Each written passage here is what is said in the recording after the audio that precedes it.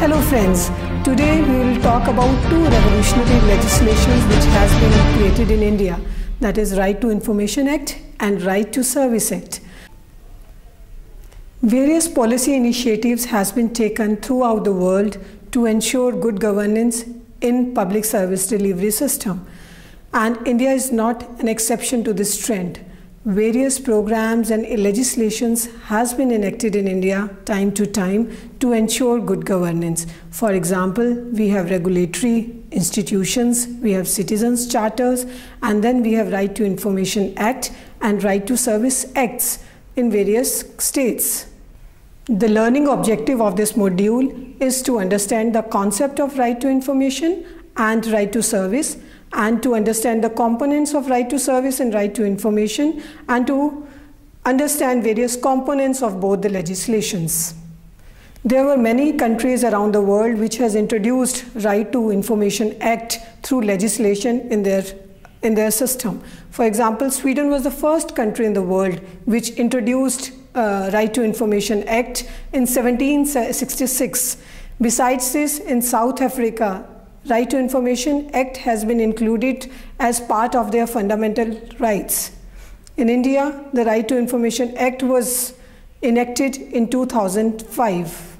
This legislation is a pragmatic step from the relatively weak statute, that is Freedom of Information Act 2002.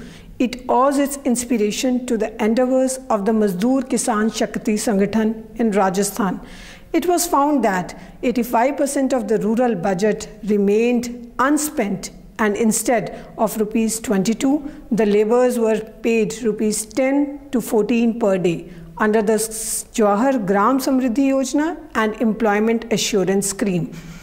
On April 1995, on the floors of the Rajasthan Assembly, it was decided that all citizens have right to access information. And it was in June 2005 that Act finally got passed at the central level under the UPA government headed by Dr. Manmohan Singh, and came into force on 12th October 2005. Before this legislation came into existence, there were various legislations which prohibit government from providing information. For example, there was Official Secrets Act 1923, which was created by Britishers, which says that no government information should be provided to public. Section 123 of the Indian Evidence Act 1872 states that head of the department can refuse to be part with any information. Similarly, Rule 11 of the Central Civil Services Conduct Rules 1964 provide that no government servant shall communicate any official document or information to any other person to whom he or she not authorized to communicate such document or information. Similarly, Archives Policy Resolution of 1972 provides that all documents are classified for 30 years, and thereafter only non-confidential material is available to the restricted range of people.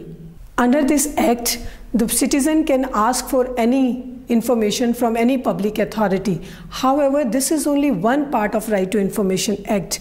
Another part of Right to Information Act provides that government should computerize their records and should publicize it as much as possible, so that there is less information which has to be formally asked by the citizen. The Act is applicable all over India in all the union territories except the state of Jammu and Kashmir. Which kind of information can be provided under the Right to Information Act? It can be any document, it can be any record, it can be proceedings, or it can be even any e-document which can be provided under the Right to Information Act. Another question is, what is the time span? So Right to Information Act provide that whatever information is sought by an individual, it has to be provided within 30 days after the information has been sought. And in case the issue of life and liberty of an individual is concerned, then the information has to be provided within 48 hours by the public authorities. Who are the designated authorities who have been appointed to provide this information?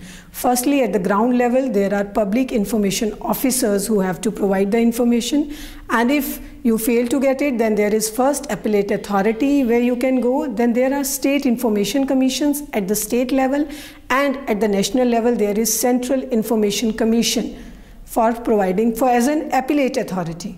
How you can seek information under Right to Information Act? Firstly, you have to find out a department of which you want an information. For example, it can be at the central level, it can be from any state government, or it can be from any local authority, for example, municipality or Gram Panchayat. So the first step is that you have to identify the office from which you have to seek information. Second one is that you have to write down your application or your questions. Whatever information you want to seek from any government office, you have to write down the information, and you have to be very specific about what information you want. You can write it down by yourself, or you can get it typed also.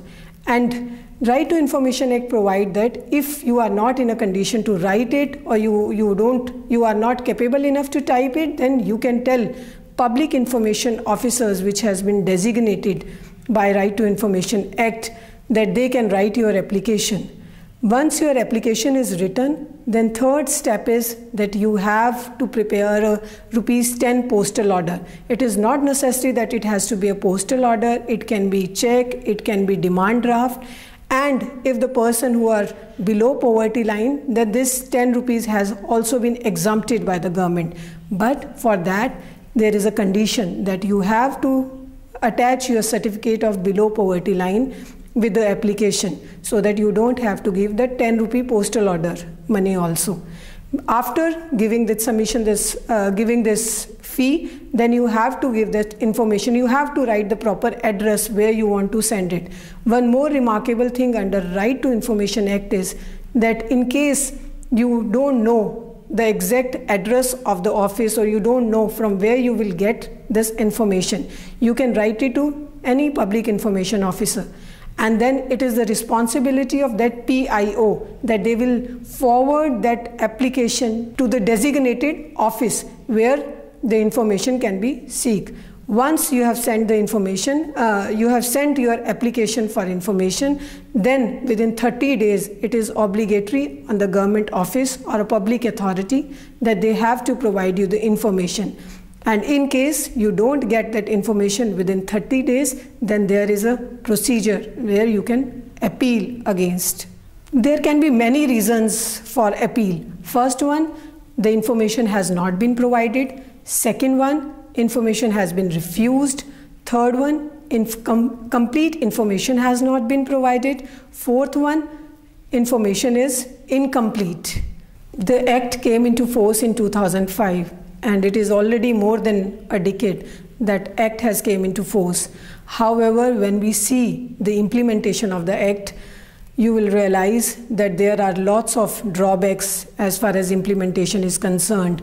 The following figures clearly show that how many number of applications are still pending, and in many cases information has not been provided. It clearly shows that our government officials are still in the legacy of British era, and they are not ready to part with the information which they have as a public authority.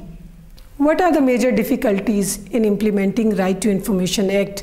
First one is, though RTI Act provided for the appointment of public information officers, but these public information officers are those who are already occupying many other offices within the government office. So they are already occupied with lots of work. So most of that time, RTI take a back seat. Second reason is most of the staff, lower staff in the government offices who have to compile this information have not been trained. And when I am talking about training, it is not about how to compile information, it is about attitudinal training as well. Thirdly, to provide any information, the data has to be available with the government offices. But in India, most of the data has not been compiled or stored properly, and there are no computerized data available. So it becomes difficult for the government office to provide information. And last but most important one is that there is lack of awareness among people. So most of the time, whatever information is sought is very vague. For example, you have to be very specific what kind of information you want. But most of the RTI applications are vague in nature, so it is very difficult to provide that information. However, though there are gaps in implementation, but RTI is considered one of the most revolutionary legislation in last 1 decade. Many big scams have been highlighted by Right to Information Act in India. For example, Adarsh Society scam in 2008, it was brought to the notice by the social activist under information sought under RTI Act, and it involved many politicians, bureaucrats, and many other people and corporate sector into the scam. Similarly, there was another scam which was highlighted was in 2008. It was in Punjab, where it was found by the RTI activists that there are lots of funds which are under Red Cross Society, which has to be utilized for the victims of Kargil war victims. However, the same was used by many bureaucrats for their air conditions, cars, and various other luxuries. So there are many other scams which has been highlighted time and again because of Right to Information Act. Another important legislation about which we are talking about today is Right to Service Act. Though there is no central legislation related to right to service, however, various states has taken an initiative and has introduced Right to Service Act in their state legislations. Right to Service Act is in fact a step ahead of Citizens Charter, as it provides a legal backing to this accountable, transparent, efficiency, and corruption-free system.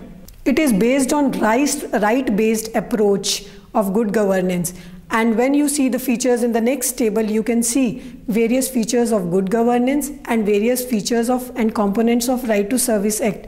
And you will realize that most of the features of good governance, that is transparency, accountability, citizens' participation, and fairness, have been incorporated in Right to Service Acts. For example, one of the most important features of good governance is participation.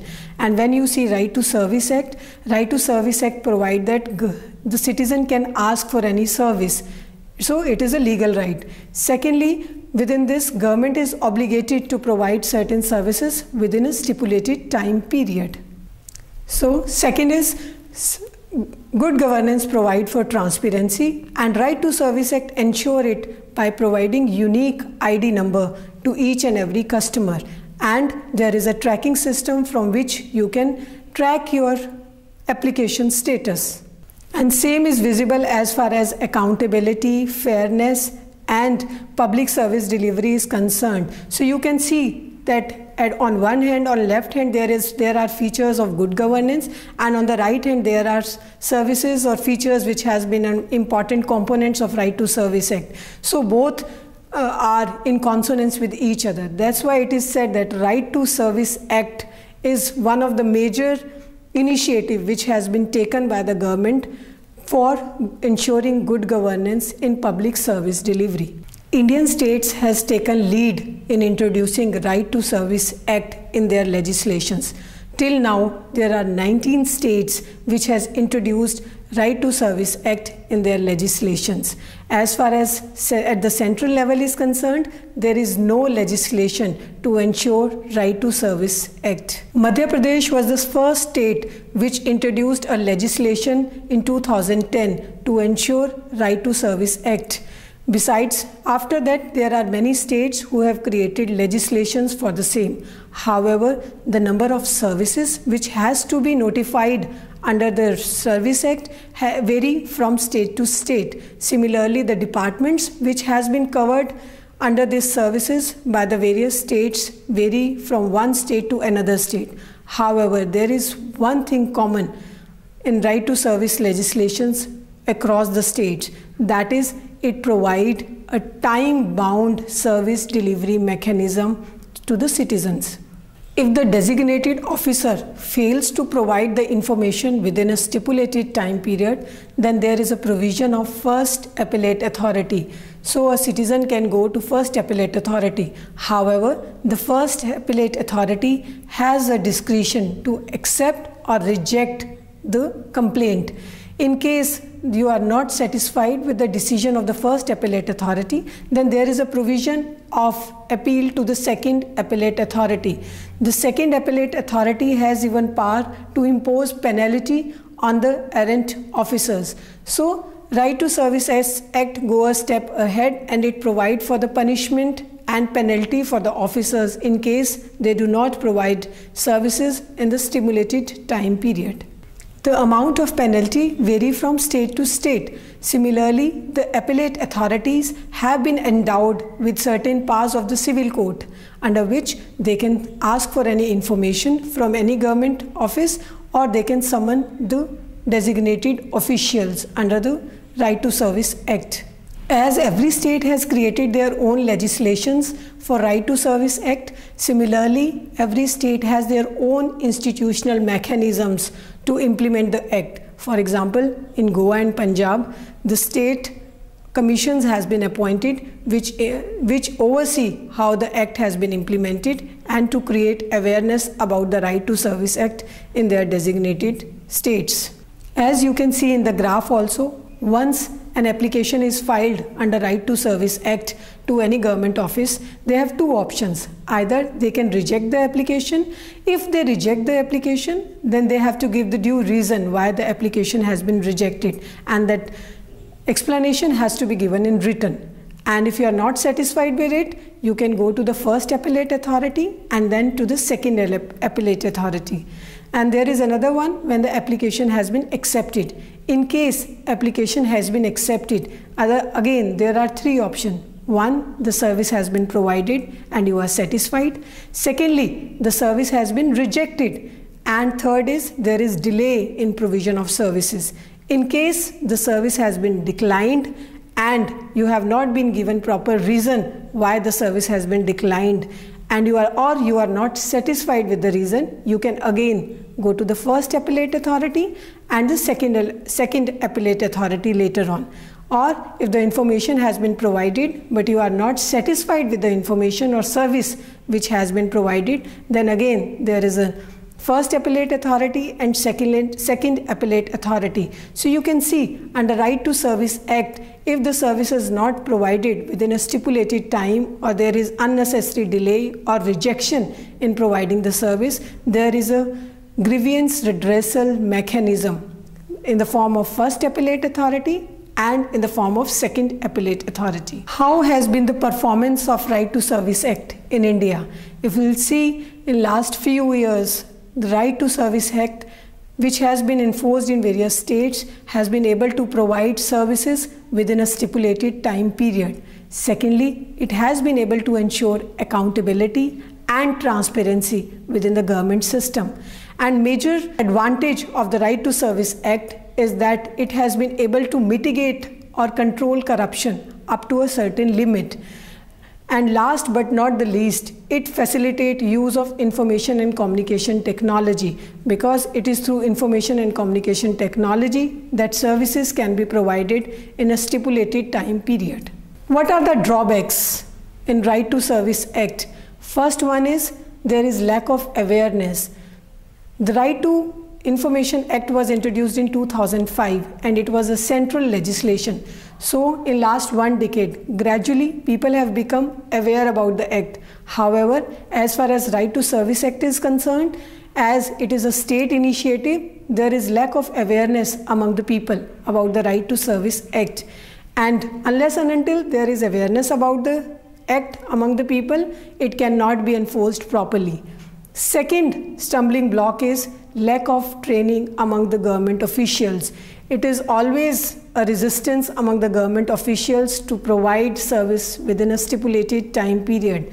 So there is a need that they should be trained properly and there should be some attitudinal change in the government officials so that the service can be provided in a proper time period. Third major reason is lack of computerization of government records.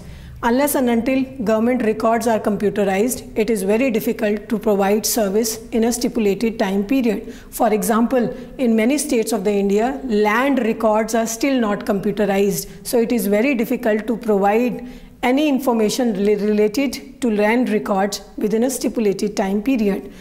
Fourth major problem is there is lack of funds and staff.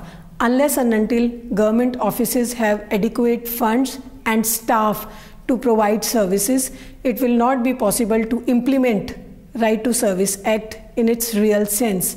And last but not the least, Right to Service Act provides that there should be notice boards displayed in government offices where people can know that which are the list of services which has been provided under the state legislation under the Right to Service Act, and which are the departments who are responsible for providing that information. Besides this, how much time it is required to provide that information also has to be displayed on the notice board. However, the experience from various states again and again reveal that this display on the government offices is very poor. That's why most of the people are not aware about the Service Act. So how these shortcomings can be overcome? First one, there has to be proper training of the government officials. Secondly, we have to computerize our data. Thirdly, there should be enough fund in the government offices and the staff should be appointed. But most important is display it on the notice board of the government offices so that people can be made aware about it. Last but not the least, though various states has initiated their self and they has introduced Right to Service Act through their state legislature. However, there is a need to have a central legislation on Right to Service Act as there is for Right to Information Act, because if there will be a central legislation, then uniformity of services and its implementation will become easy. Right to Service Act is still at its infancy stage. Many states has introduced Right to Service Act, but as we have earlier also talked about, that there is no central legislation for the Right to Service Act. The states who have introduced this act are gradually notifying more and more services under it, and they are bringing more and more departments under it to make it more effective. However, unless and until there is a public awareness about Right to Service Act, it cannot be enforced properly. So today we have learned about two major legislations. One is Right to Information Act 2005 and then Right to Service Act, which has been enacted in various state legislations. But you will realize that implementation of both the acts has been poor and there has been gaps in the implementation. How these gaps can be filled? To make these acts more effective and foreseeable, it is important that citizens are aware about their rights. They know that what information they can ask under Right to Information and under Right to Service. So unless and until citizens are aware about it and they claim it as their right, these two legislations will not be effective in real sense. Thank you.